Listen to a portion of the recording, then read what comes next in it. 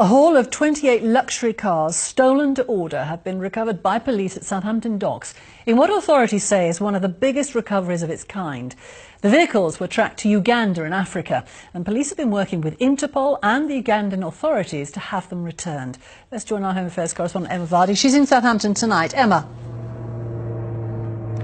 Sally, hundreds of thousands of cars are brought in and out of Southampton docks every year, and police say stolen vehicles being shipped out for sale in Africa is a major problem for the UK. Well, today, after an international operation, some £750,000 worth of stolen vehicles have been recovered here, all in one go.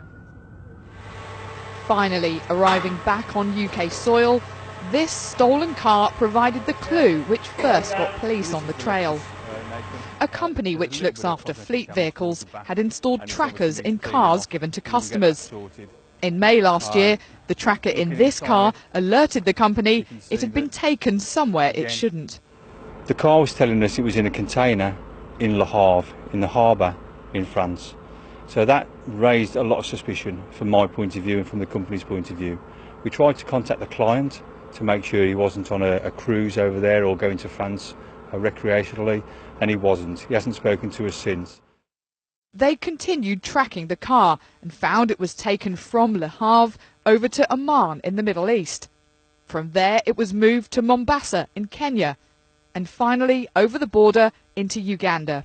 Police travelled to Uganda to catch up with the stolen car. Once there, at a compound in the capital, they found not only that car, but many more.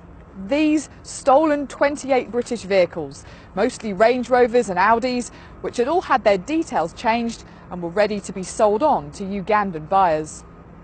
How easy was it for the thieves to ship these cars out there?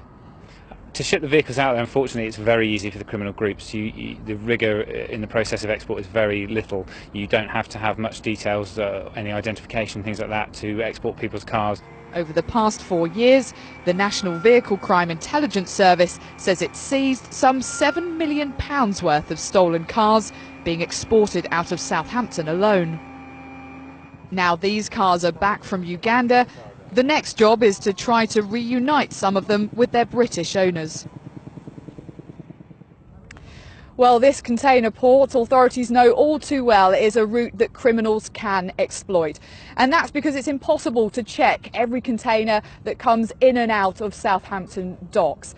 So today's recovery is a success, but Sally, there have been no arrests in this case because the people behind it, authorities say, are so-called ghosts. They are impossible to trace.